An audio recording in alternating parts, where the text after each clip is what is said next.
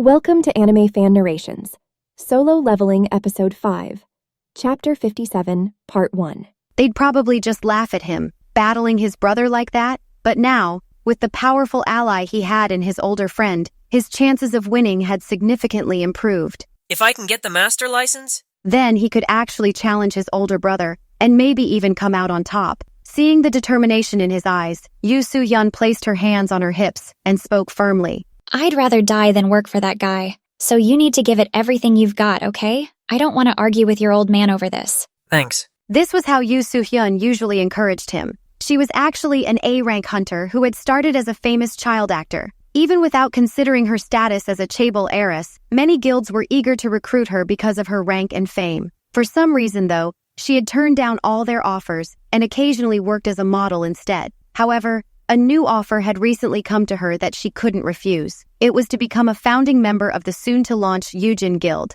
a direct order from Chairman Yoo Myunghan himself. She couldn't outright defy the family patriarch, but she also didn't want to work under Yoojin Sung. Soohyun had her own dilemmas. Despite not entirely trusting Jinho, she had little choice but to put her faith in him. Hearing a phone vibrating in Jinho's pocket, Soohyun asked, "Aren't you going to answer that?" Oh, He had been lost in thought. Quickly, he pulled out his phone, which had been ringing for a while. The number on the screen was familiar. Jinho's face lit up instantly upon recognizing who it was. hello, big brother. He answered the call with enthusiasm. Yes, big brother. Sure, I can be there, no problem. Yes, I'll be there soon, big brother. Jinho ended the call. Soohyun, noticing his sudden change in mood, was curious. What was that about? Who called? Unfortunately, this wasn't the moment for Jinho to explain everything to her. After all, his big brother had just asked him for a favor, and he wanted to leave this place as soon as possible. I'll tell you later. Watching Jinho run off, Soohyun tilted her head in confusion. Why is he so excited all of a sudden?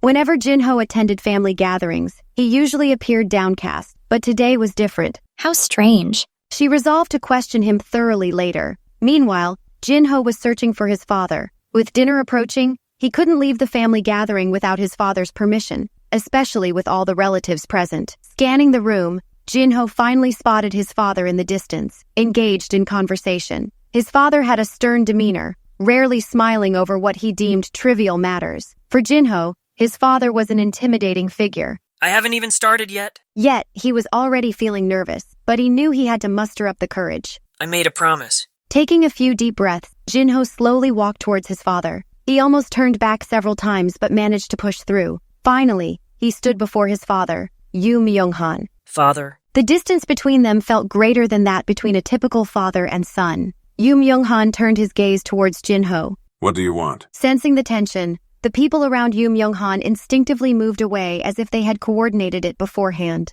Father, is it all right if I step out for a bit? Jinho's voice was devoid of energy as he addressed his father. I'll be back before dinner. Yoo Myunghan looked at his son with an expression that suggested he was preparing to scold him, but then he sighed and reluctantly granted permission. Fine, go, but be back on time. Jinho's face lit up and he bowed his head. Thank you, Father. He then dashed out of there like a bolt of lightning. Yoo Myunghan watched his son's retreating figure with a stern expression. Meanwhile, his wife approached him. Dear, I just received a call from Vienna. That was one of the messages he had been eagerly waiting for. Yoo Myunghan immediately turned his attention to his wife. And the results of the concours? She won, of course. She's our daughter, so it was expected. A faint smile appeared on Yoo Myunghan's face but vanished before anyone could notice. When will she be returning to Korea then? She says she's too busy during the semester, but will come once it's over. Yoo Myunghan frowned deeply. I told her to attend her grandfather's ancestral ceremony no matter how busy she was. Dear, kids these days don't place much importance on such things anymore. The matriarch of the Yoo family carefully adjusted Yoo Myunghan's slightly crooked tie and spoke to him affectionately. Also, dear, don't you think it's time to pay more attention to Jinho? You're bringing this up again. A tiger raises cubs, not kittens. Whether he's a tiger or a kitten, he's still our child.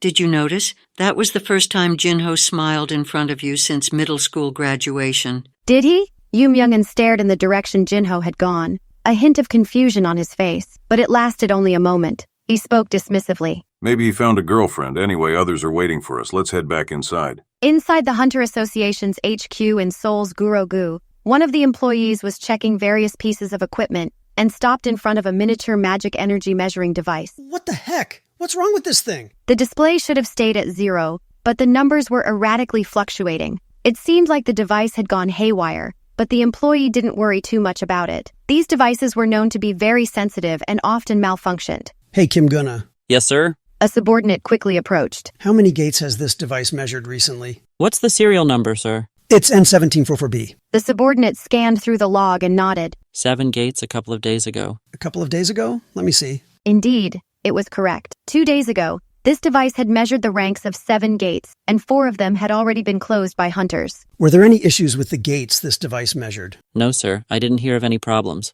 Oh, really? The senior employee lazily scratched the stubble on his chin. Normally, when a piece of magic measuring equipment like this one was found to be defective, the raid permits for all the gates it had measured would be revoked right away. It made perfect sense. If hunters entered a gate believing it to be a rank C, only to find out it was actually A or B, they wouldn't make it out alive. High-ranked dungeons were deadly like that. Just as there was a clear and insurmountable gap between lower-ranked and higher-ranked hunters, the differences between high-ranked and low-ranked dungeons were enormous. That's why large guilds exclusively handled high-ranked dungeons until now. Should I send out notices now? It wasn't hard to inform others. However, aside from the anger from teams who paid for the permits, taking more time to remeasure the gates could lead to a dungeon break in the meantime. If that happened, the association would face severe criticism. Worse, if something went really wrong, he might lose his job. I worked so hard to get to this position. The Hunter Association was treated similarly to state-run public enterprises. Getting a job here required as much effort as passing the bar exam, for instance. The thought of losing this job almost made him faint. No way, absolutely not. He shook his head. His subordinate understood the superior's dilemma,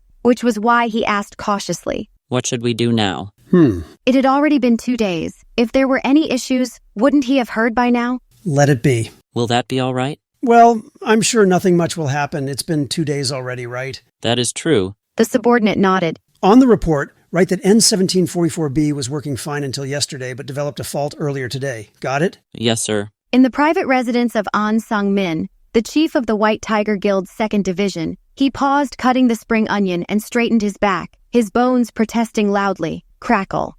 Oh dear. Tonight's dinner was going to be doenjang stew. Being a bachelor for the past 8 years had turned him into quite a competent cook. This transformation began 5 years ago. At that time, he often filled his stomach with instant foods, until he realized his health was deteriorating rapidly, prompting him to reflect on his poor choices. Determined to improve his well-being, he decided to learn how to cook. Now, he had reached a point where he could almost replicate any dish he saw on TV. However, they say the ultimate goal of tuning is pure love. As his cooking skills improved, the dishes he prepared for himself became simpler, like today's doenjang stew. Now this is what I'm talking about. Ahn Sahng-Min tasted the stew he had made and nodded approvingly, clearly impressed with his own cooking abilities. It was a shame, though, that such a delicious meal could only be tasted by him. He genuinely felt sorry about that. Maybe I should invite someone over to share this meal. He briefly thought of a certain subordinate, but quickly dismissed the idea. He was already tired of being teased as an old bachelor.